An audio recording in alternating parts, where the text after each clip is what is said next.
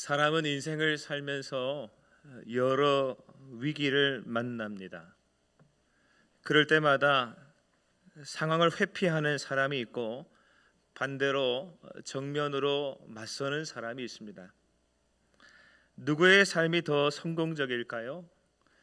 일반화하기는 어려운 면도 있지만 그럼에도 기대를 가지고 도전하는 사람, 그의 삶이 더 멋지고 성공적인 인생을 살아갈 가능성이 높다 할 겁니다. 특히 우리는 하나님을 믿는 하나님의 사람들이기에 더욱 그렇습니다. 세계적인 리더십 컨설턴트인 스티븐 콥이라고 하는 사람이 쓴 성공하는 사람들의 7가지 습관이라고 하는 책이 있습니다. 그 책에 있는 한 구절 메시지 가운데 가장 큰 위험은 위험이 없는 삶이다 라는 말이 있습니다. 무슨 말입니까? 위험과 위기를 만나보지 못한 사람, 한 번도 그것을 직면한 적이 없는 사람, 그리하여 도전하고 돌파한 경험이 없는 사람의 인생은 사실 가장 위험한 인생이라는 것이죠.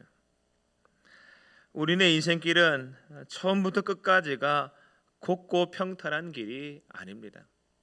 곤고하고 굽고 험한 길, 가시밭길이 우리 인생의 길입니다.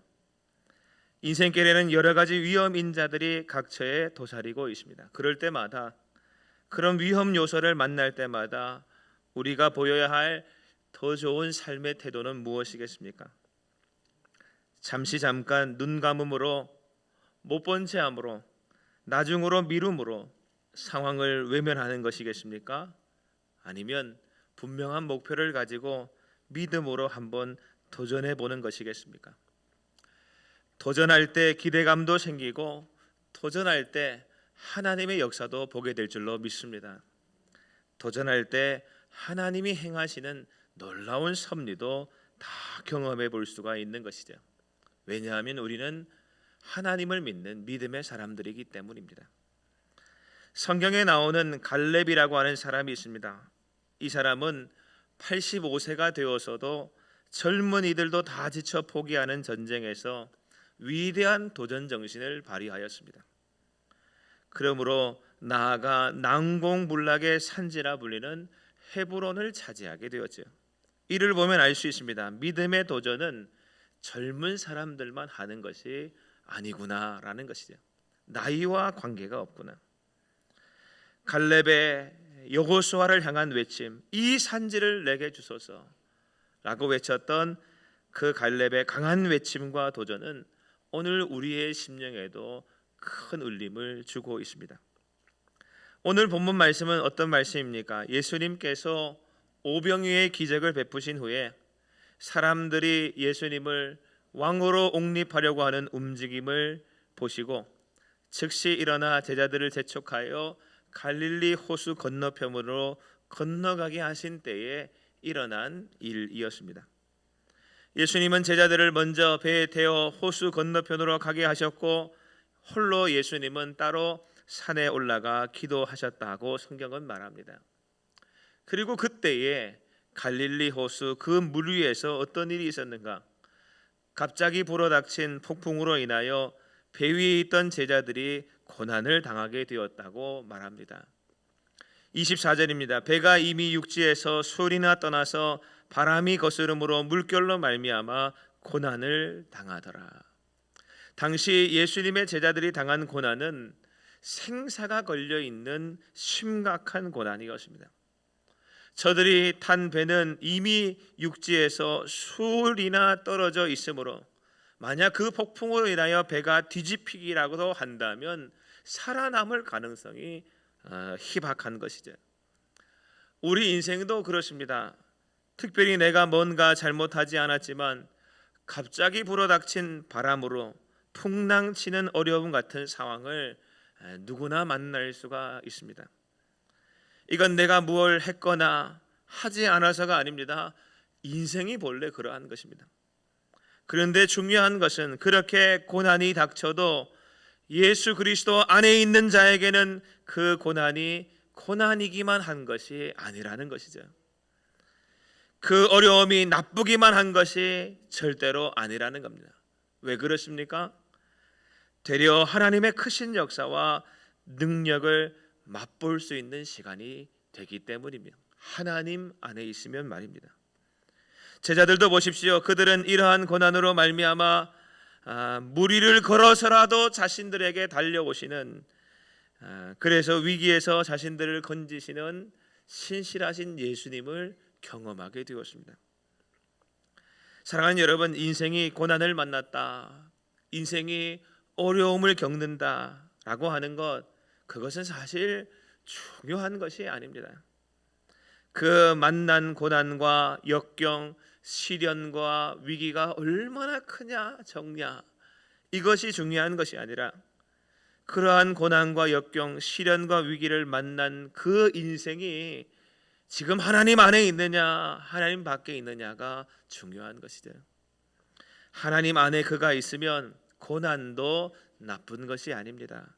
오히려 하나님의 크신 은혜를 맛보는 시간이 될 줄로 믿습니다. 오늘 말씀의 이 배 위의 사람들, 그들은 누구인가? 예수님의 사람들입니다. 예수님의 제자들이죠. 예수님의 제자라고 하는 말은 예수님께 속한 사람들, 예수님 안에 거하는 사람들, 예수님이 책임지시는 사람들이라고 하는 뜻입니다. 물론 지금 그들은 예수님과 같이 한 배에 타고 가고 있는 상황은 아니었으나 그들의 정체성은 예수님의 사람들인 것이죠. 예수님은 분명 산에서 기도하고 계셨고 제자들만 따로 주님 말씀 따라 배 타고 갈릴리 호수를 건너가고 있는 중이었지만, 그렇지만 그럼에도 저들은 예수님의 사람들입니다. 그렇기 때문에 우리 주님은 어떻게 하십니까? 저들을 위기에서부터 건져주시고, 휩쓸려 고난당하고 계실 때 외면하지 않으시고 본체만체하지 않으시고 사랑하는 그의 제자들을 구하여 주셨다라는 것입니다. 만약 저들이 예수님의 제자가 아니었다면, 그리고 예수님과 관련이 없는 사람들이었다면 어떻게 주님의 그 구원하심을 체험할래야 할 수 있었겠습니까? 따라서 성도에게 인생에서 만나는 위험 요소와 위기란 성도에게는 절대로 나쁘기만 한 것이 아닌 것이죠. 요셉을 한번 생각해 보십시오. 요셉은 친형들에 의하여 애굽의 노예로 팔린 사람이었습니다. 그래서 13년이라고 하는 긴 세월을 아주 힘들게 보내야 했습니다. 그런데 요셉이 만약 그렇게 형들에게 팔려서 애굽의 노예가 되는 고난을 당하지 않았다면 그가 어떻게 하나님의 역사하심과 동행하심을 체험할 수가 있었겠습니까? 그리고 그가 애굽의 총리가 되어 온 땅을 다스리시는 하나님의 놀라운 역사를 고난이 없었다면 어떻게 체험할 수 있었겠습니까? 또 그 13년의 인고의 세월이 없었다면 자기 가족, 아버지 야곱과 그 모든 형제들, 그리고 형제들의 자녀들까지 가나안 전역에 불어닥친 기근으로부터 구원하는 그 놀라운 애굽으로의 대이주를 어떻게 해낼 수가 있었겠습니까? 야곱 가족의 애굽 땅으로의 이주는, 그리고 고센 땅의 정착은 훗날 이스라엘 민족의 번성을 이루는데 정말 중요한 요소였는데, 요셉이 노예로 팔리는 어려움을 당하지 않았다면 그 모든 것이 어떻게 되어졌겠는가라는 것이죠. 중요한 것은 고난이 아니라 하나님의 사람인 요셉이 당한 고난이었다라는 것입니다. 그렇습니다. 모두 고난으로 인하여 하나님의 크신 역사를 체험하게 되었다고 성경은 말합니다. 하나님의 사람들이 체험한 고난은 오히려 하나님을 더욱 깊이 알게 되는 기회였다고 말하고 있습니다. 따라서 우리가 믿음의 사람이라면, 우리가 하나님께 속한 사람들이라면, 예수님의 사람 그리스도인이라고 한다면 우리는 무조건 고난을 두려워하여 피하려고만 할 것이 아닙니다. 역경이 나쁜 것이라 여겨 절대로 없어야 한다고 말하지 말아야 합니다. 오히려 우리는 그 시련을 통해 우리에게 보이실 하나님의 크신 역사를 기대하는 마음으로 믿음으로 주님을 바라보는 저와 여러분이 될 수 있는 것입니다. 고난이 클수록, 위기가 심각하면 심각할수록 하나님의 역사 또한 큰 법이기 때문에 그렇습니다. 그리고 도리어 우리가 그 고난의 때를 더 주의하여 살펴야 합니다. 내가 주님 안에 있는가라는 것이죠.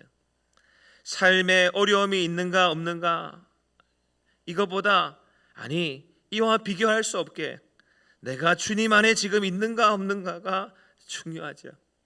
주님 안에 있으면 고난은 하나님의 은혜를 체험하는 통로가 됩니다. 그렇지 않으면 고난은 아무 의미 없는 아픔이 되어져 버리고 마는 것이죠. 출애굽하여 광야에서 40년간 살았던 이스라엘 백성들, 그들도 힘든 시간을 보내었습니다. 광야에서의 생활 40년, 그것이 얼마나 어려운 시간들이었겠습니까?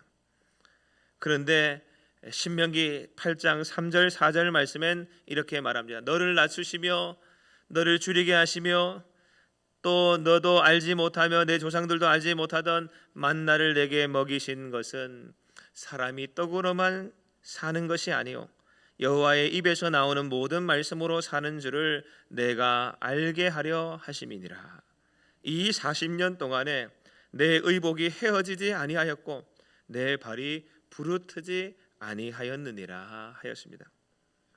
사랑하는 여러분, 40년의 광야 생활은 오히려 하늘의 만나를 체험하는 시간이었고 때마다 날아오는 메추라기를 보는 시간들이었고 의복이 한 번도 헤어진 적이 없고 발이 한 번도 부르튼 적이 없는 놀라운 경험을 하는 체험의 순간들이었다라는 것이죠. 하나님의 사람들인 이스라엘 백성들에게는 말입니다.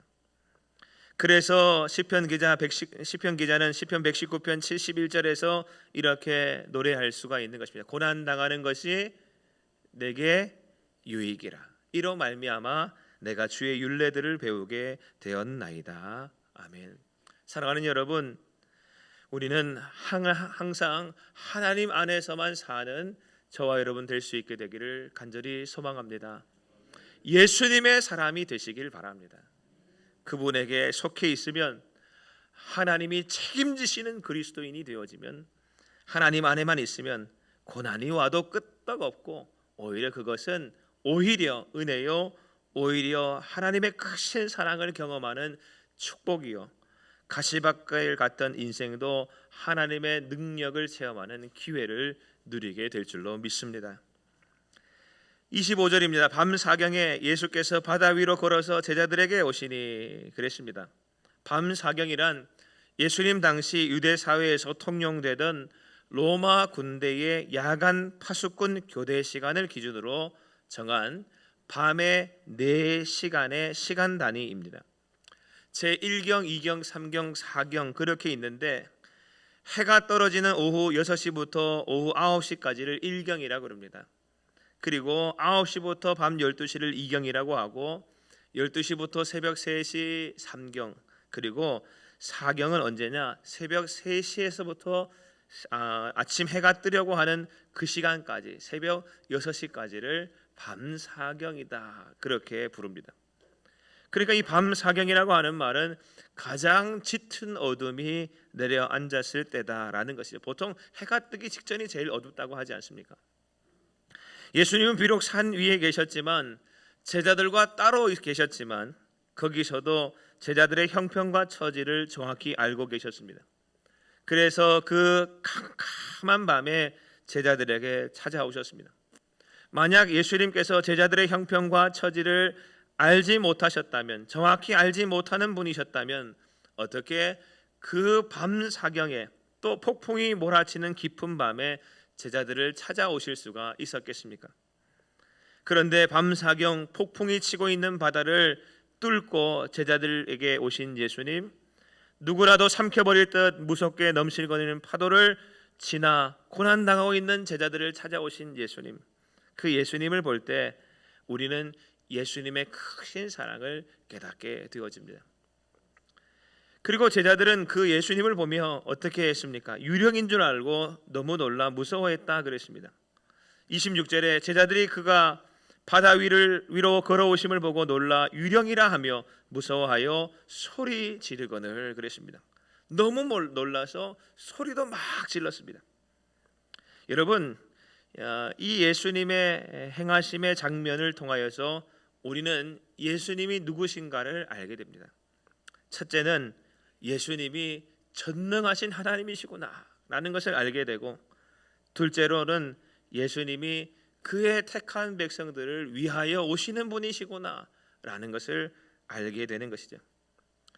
여러분, 사람이 물 위를 걸을 수가 있습니까?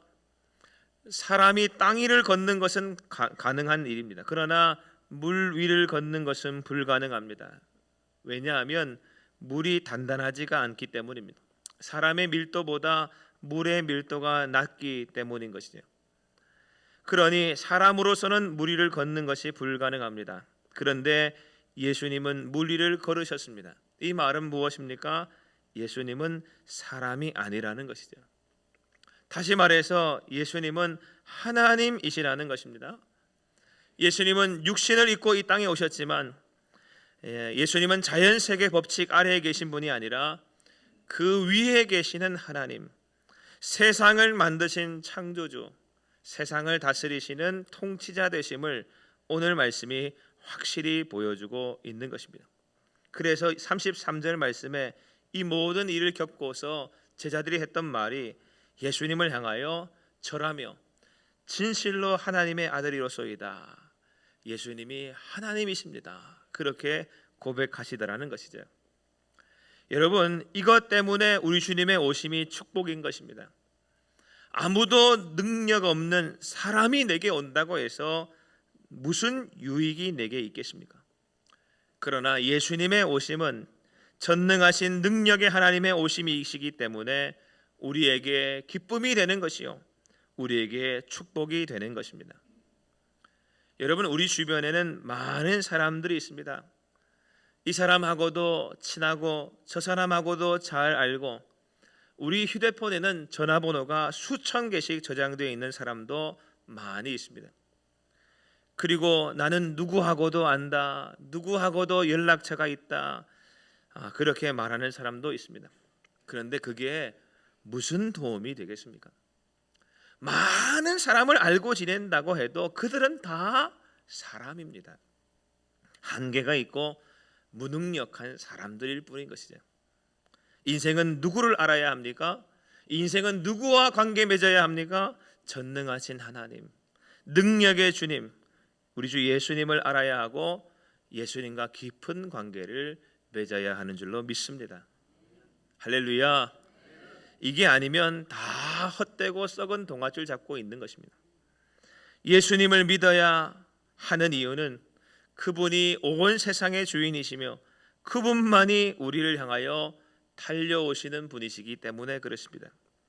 고난 당하고 있는 제자들을 위하여 달려온 분은 누구밖에 없습니까? 그 폭풍우를 뚫고 달려온 분이 누구밖에 없습니까? 우리를 구원하시기 위하여 고난의 현장으로 직접 달려오시는 예수님밖에 없는 것입니다.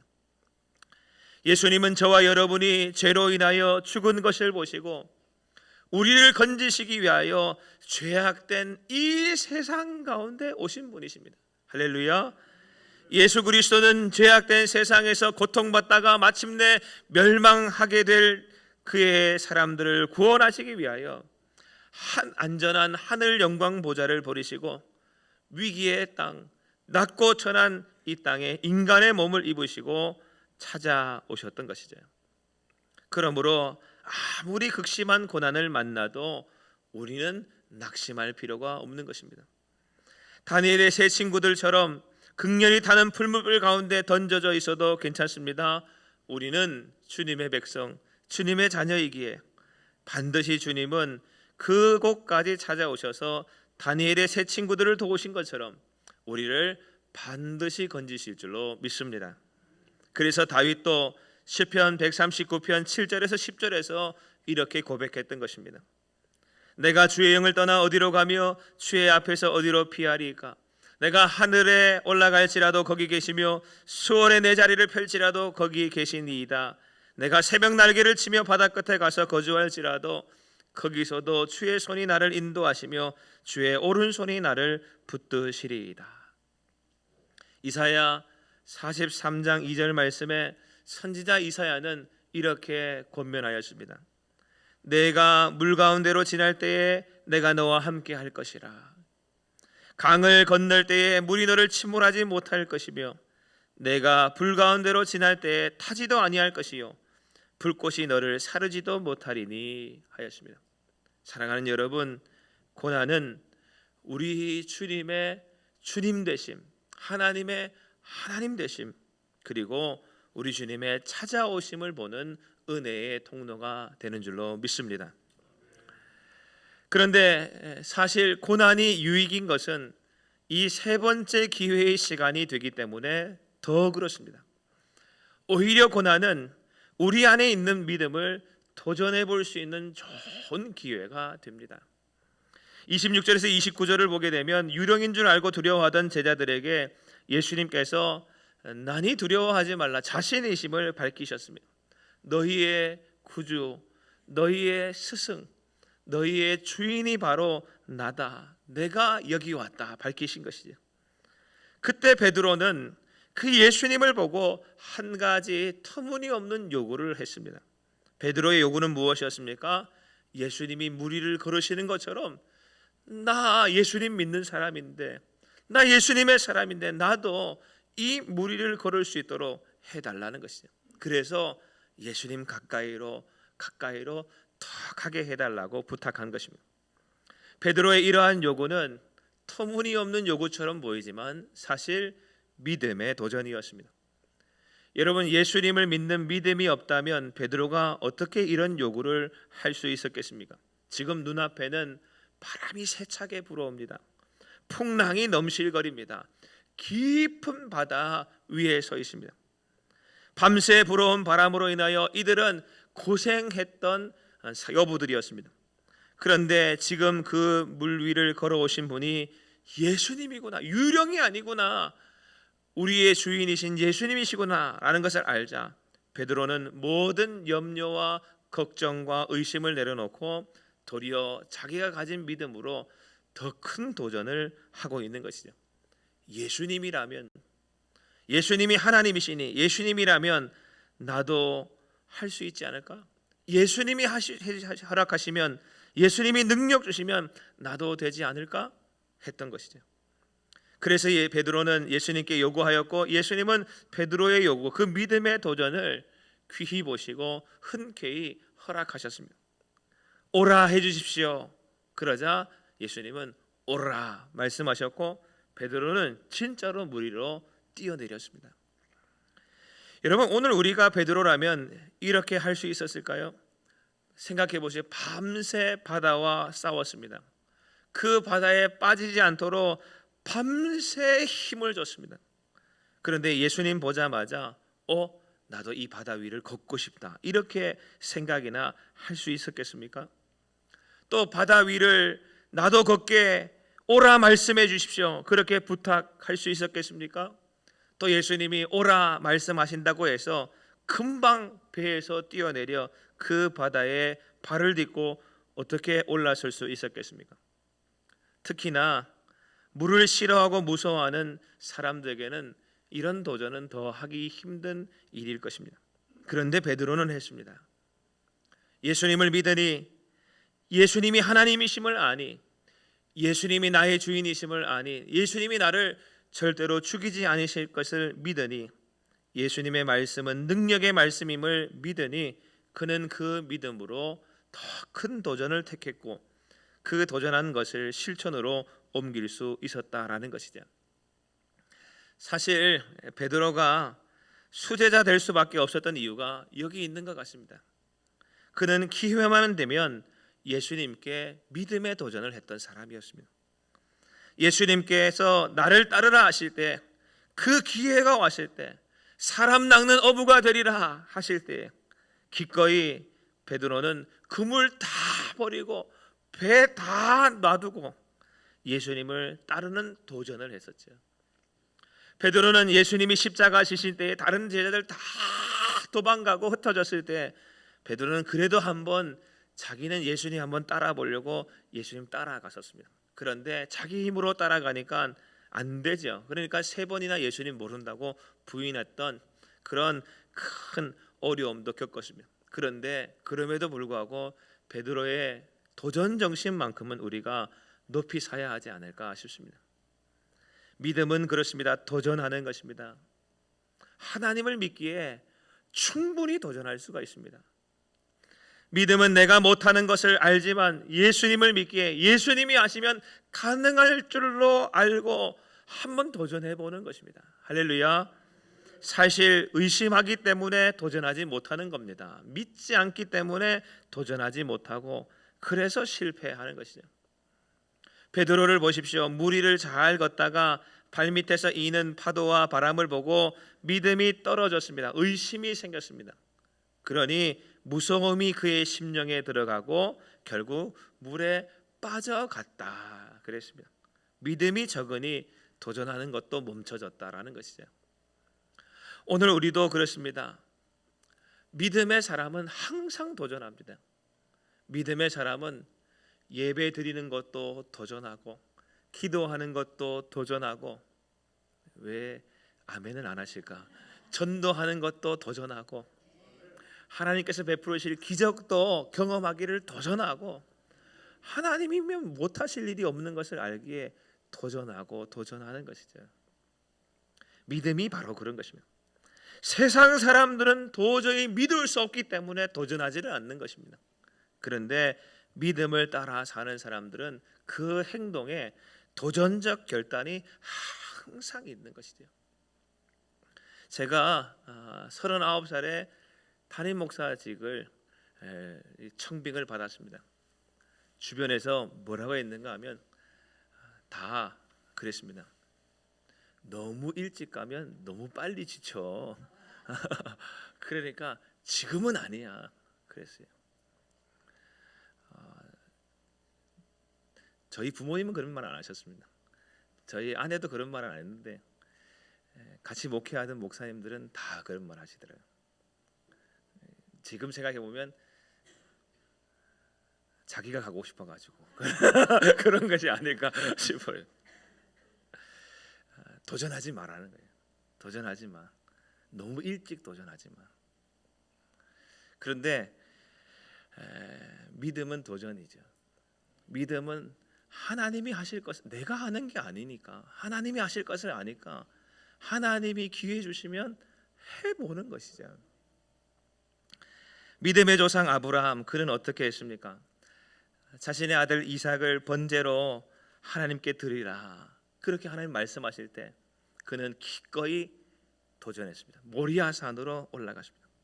그리고 자신을 따라오는 사환에게 그는 말합니다. 이 산에서 하나님을 경배하고 아들과 함께 다시 돌아오겠다, 그렇게 말했습니다. 이것은 아브라함이 비록 자신이 아들 이삭을 번제로 하나님께 드릴지라도 생명의 주관자이신 하나님이 반드시 다시 살려내실 것을 믿고 믿음의 도전을 해본 것이었습니다. 아브라함은 죽은 사람까지도 살려낼 수 있는 하나님의 능력을 믿는 믿음으로 그 믿음 따라서 자신의 아들 이삭을 번제로 드리는 일을 감행할 도전을 했던 것이죠. 인간의 상식과 이성으로는 도저히 할 수 없는 일입니다만 그가 가진 믿음이 그것을 도전하게 했던 것이죠.